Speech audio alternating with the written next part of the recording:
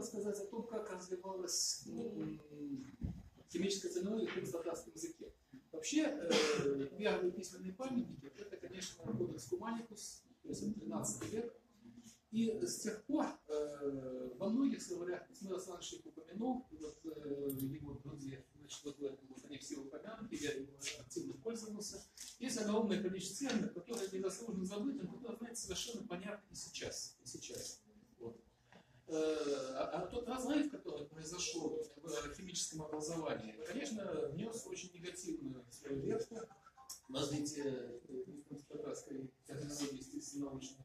Но надо сказать, что слава Аллаху, что сохранилась в библиотеках в основном литература, которая была посвящена химии, естественным наукам, с ней связана. Математике, физике. Вот, все это в библиотеке без принципа. Вот в свое время Фолкнер сказал, что прошлое не мертво, оно даже не прошлое. И вот базируясь на достижениях этого прошлого, и учитывая современные тенденции в развитии технологической базы естественных наук, мы должны двигаться дальше и дальше, тем более, что база